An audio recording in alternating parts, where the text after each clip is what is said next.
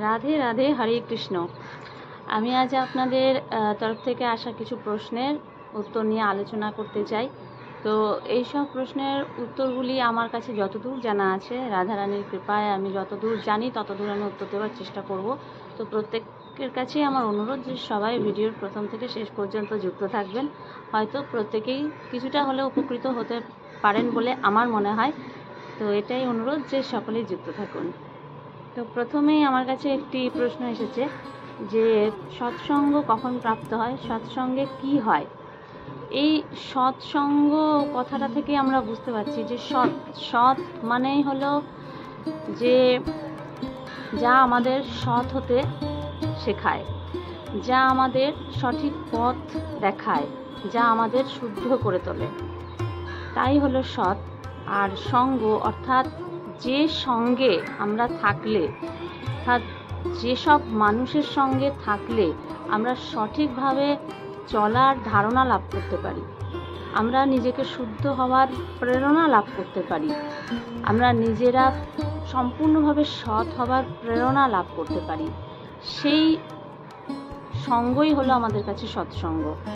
তা যে কোনো আসরে বসা কিছু মানুষের কথা শুনেই যে আমরা সেখান থেকেই সব কিছু লাভ করতে পারবো তাই শুধু নয়, অনেক সময় দেখা যায় অনেক মানুষের সঙ্গে আমরা মিশে দেখা যায় যে তাদের কাছ থেকে আমরা অনেক নতুনভাবে নিজেদেরকে তৈরি করতে পারি। অর্থাৎ নিজেরা কিভাবে আমাদের চলার পথ হয়তো ভুল ছিল, সেখান থেকে আমরা সঠিক পথ আমরা দেখতে পাই যে আমাদের জীবনে সঠিক পথটি কোনটি, মানে কোন দিকে গেলে আমাদের এই মনুষ্য জন্ম, দুর্লভ মনুষ্য জন্ম আমরা লাভ করেছি কোন কারণে, তা আমরা সেখান থেকে হয়তো শিখতে পারি, জানতে পারি। এবং এই যে আমরা নতুন জিনিস শিখতে পাচ্ছি, নতুন কিছু শিখতে পাচ্ছি তাদের কাছ থেকে, তো সেই কারণে আমাদের সেই সব মানুষদের সঙ্গে সবসময় অবশ্যই আমাদের যুক্ত থাকতে হবে।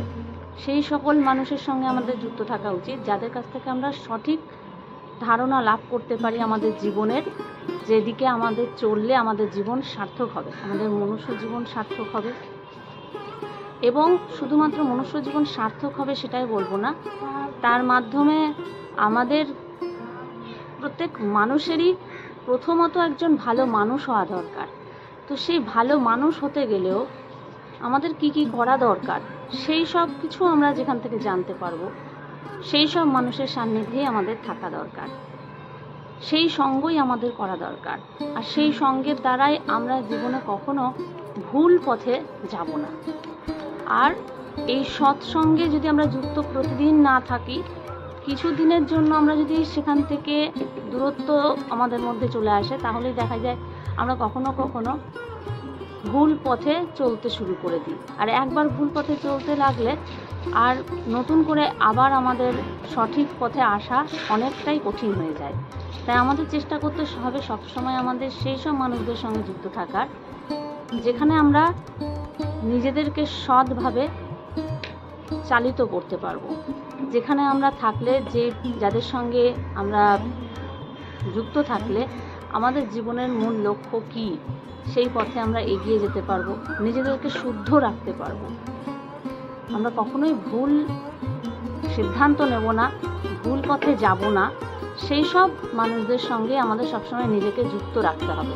আর সেটাই হলো আমাদের কাছে সৎসঙ্গ। সে বিভিন্ন সাধু ঋষি মুনি, তাদের সঙ্গ তো অবশ্যই, এবং তাদের সঙ্গ পেতে গেলেও আমাদের অনেক সময় দেখা যায় যে তাদের সঙ্গ আমরা কোথায় পাবো। আমাদের এখন আধুনিক যুগে আমাদের সব রকমই সুবিধা রয়েছে। আমরা মোবাইল ফোন থেকে আমরা বিভিন্ন সাধু সন্তদের বিভিন্ন বাণীর দ্বারা নিজেদেরকে শুদ্ধ রাখতে পারি, নিজেদের বিশুদ্ধ রাখতে পারি, সঠিক পথ আমরা দেখতে পারি সেখান থেকে।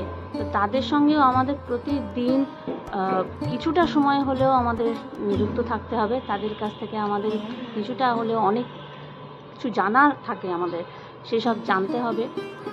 আর একদিন তাদের সঙ্গে যুক্ত থেকে তাদের একদিন কিছু কথা শুনে নেবার পর আমরা যদি মনে করি যে আমরা অনেক কিছু জেনে গেছি, আমাদের আর কিছু জানার দরকার নেই বা প্রয়োজন নেই, বা আমাদের এটাই যথেষ্ট, বেশি জানলে হয়তো বেশি ভুলে যাব বা আমাদের আর ভুল হয়ে যেতে পারে, এইসব যদি আমরা ভাবি তাহলে কি হবে, আমাদের সেই মুহূর্তের জন্য নিজেদের মধ্যে যেসব মানে আমরা জ্ঞান লাভ করব বা আমরা যেই পথে যেতে চাইছি সেই পথে না গিয়ে আবার আমরা ভুল পথে চলতে শুরু করতে পারি। তাই আমাদের প্রত্যেক দিনই চেষ্টা করতে হবে সেই সকল ব্যক্তিবর্গের সঙ্গে সান্নিধ্যে থাকতে হবে যারা আমাদের সঠিক পথ দেখাতে পারে, যারা মনুষ্য জীবন কিভাবে কাটানো উচিত, কিভাবে গেলে আমরা আমাদের জীবন সার্থক করে তুলতে পারবো, তো তাদের সঙ্গে আমাদের অবশ্যই যুক্ত থাকতে হবে। আর এর মাধ্যমে আমরা আমাদের প্রকৃত এই মনুষ্য জাতির যা প্রাপ্য, যা আমাদের জন্য ভগবান আমাদের পাঠিয়েছে এই পৃথিবীতে, যেটা লাভের জন্য, তাহলে ভাগবত প্রাপ্তি। আর এই ভাগবত প্রাপ্তি করতে গেলে আমাদের অবশ্যই সৎসঙ্গে যুক্ত থাকতে হবে আর আমাদের সেইভাবেই চলতে হবে। আমরা শুনবো কিন্তু মাথা থেকে যদি বের করে দিই তাদের সেই সকল কথা, তাহলেও আমাদের সৎসঙ্গের দ্বারাও কিছু হয় না। কিন্তু এটা আমি বিশ্বাস করি যে সৎসঙ্গের মাধ্যমে মানুষ সঠিক পথে চলতে শুরু করে এবং নিজের মধ্যে সেটা যদি বসিয়ে নেয় তো অবশ্যই সে একদিন একদম অজানা অজ্ঞানী একজন মানুষ হয়েও তার জীবনের সব কিছুই সে প্রাপ্ত করতে পারে এই সৎসঙ্গের দ্বারা। দ্বিতীয় প্রশ্ন আছে যে স্নান না করেও কি মহাপ্রসাদ গ্রহণ করা যায়? মহাপ্রসাদ গ্রহণ করতে হলে অবশ্যই আমাদের শুদ্ধভাবে তা গ্রহণ করা উচিত, কারণ প্রসাদই হলো স্বয়ং, প্রসাদের মধ্যেই স্বয়ং ভগবান বিরাজ করছেন। তাই আমরা যদি ভগবত বিগ্রহ স্পর্শ করতে স্নান করতে হয়, আমাদের দেহের শুদ্ধি তার প্রয়োজন হয়, ঠিক সেরকম মহাপ্রসাদ গ্রহণের জন্য আমাদের স্নানের প্রয়োজন আছে। যদি স্নান নাও করতে পারি সেই মুহূর্তে, তো অবশ্যই আমাদের শুদ্ধ বস্ত্র পরিধান করা উচিত বা আমাদের কোনো অশুদ্ধ বস্ত্র পরিধান করে প্রসাদ গ্রহণ করা উচিত না। আর এটা হয়তো দেখা গেল যে স্নানের পরে আমরা মহাপ্রসাদ গ্রহণ করছি না, আমরা অন্য সময়ে করছি, সেই সময় হয়তো স্নান করা আমাদের পক্ষে সম্ভব নয়। তো সেই সময় আমাদের জানতে হবে যে আমরা শুদ্ধ বস্ত্র পরে আছি কিনা, আমাদের দেহ শুদ্ধ আছে কিনা, সেটা আমাদেরকে জেনে নিয়ে তারপরে আমাদের সেই প্রসাদ গ্রহণ করা উচিত। আর নতুবা আমাদের অশুদ্ধ অবস্থায় বা অশুদ্ধ কাপড়ে আমাদের কখনোই তা গ্রহণ করা উচিত নয়, কারণ মহাপ্রসাদ মানেই হচ্ছে প্রসাদেই আমি এর আগেও আলোচনা করেছিলাম যে প্রসাদ মানেই ভগবানের সাক্ষাৎ দর্শন, অর্থাৎ প্রসাদের মধ্যে আমরা ভগবানকে দর্শন করি। তো যাকে আমরা ভগবত বিগ্রহ যদি আমরা স্পর্শ করতে আমাদের শুদ্ধিতার প্রয়োজন হয়, তো তার মহাপ্রসাদও আমাদের গ্রহণ করতে অবশ্যই শুদ্ধিতার প্রয়োজন আছে। 3 নম্বর প্রশ্ন হচ্ছে আমাদের বুদ্ধি বা মতি কিভাবে শুদ্ধ হবে? তো ঈশ্বরের ইচ্ছে ছাড়া আমাদের জীবনে কোনো কিছুই হয় না, যা কিছুই হয় সব কিছু ভগবানের ইচ্ছেতে, ভগবানের কৃপাতেই সম্ভব। তো আমাদের বুদ্ধি বা মতি শুদ্ধ হতে গেলেও ভগবানের ইচ্ছের প্রয়োজন তো আছেই, কিন্তু নিজেদেরও ইচ্ছে সেখানে যুক্ত করতে হবে। কারণ কোনো মানুষ যদি চায় যে আমি আমার বুদ্ধিকে শুদ্ধ করব, আমার মতিকে শুদ্ধ করব, তার জন্য সব থেকে বড় ঔষধ হলো ভগবত নাম জপ। ভগবত নাম সবসময় আমাদের জপ করতে হবে। সে আমরা যদি রেগেও থাকি সেই অবস্থাতেও আমাদের ভগবানের নাম জপ করতে হবে। আমাদের মন যদি উদাস থাকে সেই সময়তেও আমাদের ভগবানের নাম জপ করতে হবে। এবং আমরা ভীষণভাবে চিন্তাগ্রস্ত অবস্থায় আছি সেই সময়েও আমাদের ভগবানের নাম জপ করতে হবে। আমরা শুতে যাচ্ছি তখনও আমাদের ভগবানের নাম জপ করতে হবে। আমরা ভোজন করতে যাচ্ছি তখনও আমাদের ভগবানের নাম জপ করতে হবে। প্রতিনিয়ত যদি আমরা ভগবত নাম জপ করতে থাকি, আমাদের বুদ্ধি বা মতি অটোমেটিক শুদ্ধ হয়ে যাবে। কারণ নামের মহিমা এমনই যে বোবায়ও কথা বলে, অন্ধেও চোখ মেলে যায়। তো নামের দ্বারা সব কিছু সম্ভব। আমি যতটুকু মহাপুরুষদের বাণী অনুসারে জেনেছি এবং তাদের সঙ্গে থেকে বা তাদের কথা অনুযায়ী বা ভাগবত পুরাণ অনুযায়ী যতটুকু জেনেছি, তাতে আমি জানি যে এই পৃথিবীতে সব কিছু সম্ভব শুধুমাত্র ভগবত নাম জপে। আমরা অনেক সময় ভাবি আমার দ্বারা হয়তো এটা আর হলো না, আমার দ্বারা হয়তো আর এই কাজটা হবে না। সব কিছুতে আমরা নিজেকে ভাবি যে আমি নিজে পাপী, তাই হয়তো আমার দ্বারা এটা হচ্ছে না, ওটা হচ্ছে না। আমাদের মতন পাপী তাপী মানুষকে উদ্ধারের জন্যই তো ভগবান আমাদের কাছে এই নাম দিয়েছেন, যে নামের দ্বারাই তুমি নিজেকে সব কিছু থেকে শুদ্ধ করে তোলো, নামের দ্বারাই তুমি সব কিছু পাবে। তো আমরা কে না পাপী? আমরা প্রত্যেকেই পাপী, ছোট পাপী হই বা বড় পাপী, প্রত্যেকেই আমরা এই জগৎ সংসারে পাপী মানুষ। তো আমাদেরকে তো একমাত্র ভগবত নাম জপের দ্বারাই নিজেদেরকে এই পাপ থেকে মুক্ত করতে হবে। তাই আমরা যদি নিজেদের বুদ্ধিকে, নিজেদের মতিকে শুদ্ধ করতে চাই, তো একমাত্র ভগবত নাম জপ এবং ভগবানের সামনে গিয়ে আমাদের সবসময় এই কথাই বলতে হবে যে ভগবান, যে আমি বড় পাপী, আমি অহংকারী, আমি অজ্ঞানী, আমি কিছুই জানি না, আমি যেমনই হই আমি তোমার, তাই তুমি আমাকে তোমার নিজের মতন তৈরি করে নাও, আমার সকল অবগুণকে তুমি দূর করে দিয়ে তুমি আমাকে শুদ্ধ করে তোমার করে নাও, তোমার অধম সন্তান আমি। তাই ভগবানের কাছে যখন আমরা নিজেকে সমর্পণ করে দেবো, তখন তিনি নিশ্চয়ই আমাদের থেকে মুখ ফিরিয়ে থাকবেন না, আমাদের সকল পাপ তাপকে দূর করে, আমাদের মতিভ্রম হলেও, আমাদের বুদ্ধি যদি ভুল দিকে আমাদের নিয়ে যাচ্ছে, তবুও সেই ভগবত নাম জপের দ্বারা এবং ভগবানের কৃপার দ্বারা সব কিছু শুদ্ধ হয়ে যাবে। আমাদের সবসময় ভগবানের কাছে নিজেদেরকে সমর্পণ করে রাখতে হবে। তার কাছে যখনই আমরা সময় পাই বা না পাই, তার সামনে যেতে পাই বা না পাই, আমাদের হৃদয়ের মধ্যেই তো পরমাত্মা বাস করছে। তাই আমাদের সেই পরমাত্মার সঙ্গে একটা কথাই বলে যেতে হবে যে হে প্রভু, আমি খুব খারাপ, আমার মধ্যে যতই আমি ভালো পথে চলছি বা যা কিছুই করি না কেন, তারপরেও আমাদের এটাই বলতে হবে যে আমার মধ্যে অনেক খারাপ কিছু আছে, তুমি সব কিছুর পরেও তুমি তোমার করে নাও, কারণ আমি তো তোমারই, তুমি তো আমাকে তুমিই তৈরি করেছো, তো আমি যেমনই হই আমি তোমারই, তাই তুমি তোমার এই অধম সন্তানকে তুমি তোমার করে নাও, সব খারাপ কিছুকে দূর করে তুমি তোমার মতন করে আমাকে তৈরি করে নাও। এইভাবে আমরা ভগবানের কাছে নিজেকে সমর্পণ করে দিতে পারলে আমাদের নিশ্চয়ই মতি ও বুদ্ধি শুদ্ধ হবে। 4 নম্বর প্রশ্ন এসেছে আমার কাছে যে ভগবানের সেবা করবার জন্য আমরা বাবা মায়ের সেবা বাদ দিয়ে যদি ভগবানের সেবা করি, তাহলে সেই সেবা আমাদের সফল হবে না নিষ্ফল হবে?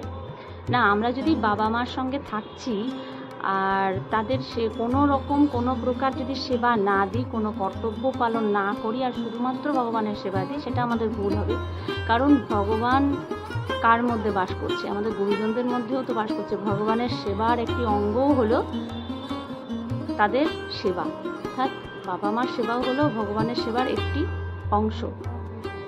তো তাদের সেবার মধ্যে দিয়েও আমরা ভগবত সেবা করে থাকি, কিন্তু আমাদের নাম জপ হলো সর্বশ্রেষ্ঠ সেবা, তাই আমাদের নাম জপ তো অবশ্যই করতে হবে। কিন্তু আমাদের থেকে যদি তারা দূরে আছেন, হয়তো আমরা কাজের সূত্রে আমরা দূরে আছি আর তারা দূরে আছেন, তাদের সেবা দেওয়ার মতন আমাদের সুযোগ নেই, তবে আমরা অবশ্যই সম্পূর্ণভাবে ভগবানের সেবা দেব এবং আমরা সন্তান হিসেবে আমাদের ভগবান প্রতি যা যা কর্তব্য তা আমাদের অবশ্যই পালন করতে হবে। কারণ আমরা আমাদের যদি নিজেদের কর্তব্যে যদি অটল না থাকি, তাহলে আমরা কী করে ভগবানকে লাভ করব? সন্তান হিসেবে যা যা কর্তব্য, যা যা করণীয়, তা অবশ্যই আমরা আমাদের বাবা মার সঙ্গে করব এবং তার সাথে ভগবানের সেবা দেব। আমাদের দুটোরই ভারসাম্য বজায় রাখতে হবে, একদিকে ভগবানের সেবা, একদিকে বাবা মায়ের সেবা। তবে সেবা বলতে বাবা মায়ের যদি সেরকম সেবার প্রয়োজন থাকে, তবে তাকে অবশ্যই সেবা দিতে হবে। আর তার সাথে সাথে ভগবানের একটা সেবা দিলেই ভগবান সব থেকে সন্তুষ্ট হয়ে যাবে, সেটা হচ্ছে ভগবত নাম জপ, অধিক নাম জপ, প্রতিনিয়ত নাম জপ। আর যদি তাদের সেবার প্রয়োজন নেই, শুধুমাত্র তাদের প্রতি কর্তব্য করলেই সব কিছু হবে, তো আমরা তাদের প্রতি তাদের সন্তান হিসেবে যা যা করণীয়, যা যা কর্তব্য, সব কিছু বজায় রেখে তারপর আমরা ভগবানের এই নাম জপের সেবা এবং অন্যান্য সেবার সময় থাকলে আমরা অন্যান্য ভগবানের সেবা আমরা দিতে পারি। তো অনেক বড় বড় সন্ত মহাপুরুষরা কী করেছেন, ভগবানকে লাভ করার জন্য বাবা মা কেউ ত্যাগ করে তারা সংসার ত্যাগ করে সম্পূর্ণভাবে ভগবত প্রাপ্তির পথে ধাবিত হয়ে গেছে। তাদেরকে ত্যাগ করেও তারা অনেক দূরে চলে গেছে। তার মানে কি তারা ভগবানকে পায়নি বা লাভ করেনি? অবশ্যই পেয়েছে, লাভ করেছে, কিন্তু সেখানে তাদের একটা ভগবত প্রাপ্তির একটা আলাদা আকাঙ্ক্ষা ছিল, যেখানে তার বাবা মার পারমিশন নিয়েই বা আদেশ নিয়েই যে আমার আর এই সংসার ভালো লাগছে না, এই সংসার আমার জন্য নয়, আমি ভগবত প্রাপ্তির পথে ধাবিত হতে চাই, তো আমি এই সংসারে নিজেকে আর আবদ্ধ রাখতে চাই না, তাদের কাছে তাদের আশীর্বাদ নিয়ে তারপরে তারা বেরিয়েছে। আর সেখান থেকে তারা ভগবত প্রাপ্তিও করেছে, ভগবানকে লাভ করার তারা সেখান থেকে চেষ্টা করেছে, আর তারা সফলও হয়েছে। তো তার মানে এই নয় যে সেখানে তাদের কোনো পাপ হয়ে গেছে বা অন্যায় হয়ে গেছে। কিন্তু আমরা যদি সংসারের মধ্যে থেকেও তার থেকে ভগবানকে লাভ করতে চাই, তো আমরা ভগবানের প্রতি কর্তব্য বজায় রাখবো, প্লাস ভগবানের সেবা দেব। সেবা বলতে যদি আমরা অন্যান্য কোনো সেবাই যদি না দিতে পারি, একটা সেবা আমাদের অবশ্যই দিতে হবে, তা হলো নাম সেবা, নাম জপের সেবা। আমাদের অনর্গল মুখে নাম জপ করেই যেতে হবে। সবসময় আমাদের মুখে নাম জপের মধ্যে দিয়েই আমরা ভগবানকে তুষ্ট করতে পারবো। এবং আমাদের সৎসঙ্গে এই কারণেই যুক্ত থাকতে হবে, যাতে আমরা এই যে সবসময় নাম জপ করছি, এই নাম জপের মধ্যে দিয়ে আমাদের মনের মধ্যে যে একটা ভাব জেগে উঠছে, সেই ভাব কিন্তু আমরা সৎসঙ্গের মধ্যে দিয়েই আমরা লাভ করতে পারি। যে হ্যাঁ, এই নামের কতটা মহিমা, বারবার যত শুনবো যে এই নামের এত মহিমা যত শুনবো, তত আমাদের নাম জপের আকাঙ্ক্ষা আরও বেড়ে যাবে।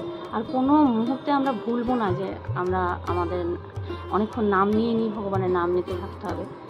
মুখে আমরা হাতে কাজ করব, মুখে নাম নিতে থাকবো। এইভাবে আমাদের এই সেবাও দিতে হবে, তার সাথে সাথে বাবা মার প্রতি নিজেদের কর্তব্য আমাদেরকে বজায় রাখতে হবে। হরে কৃষ্ণ, রাধে রাধে।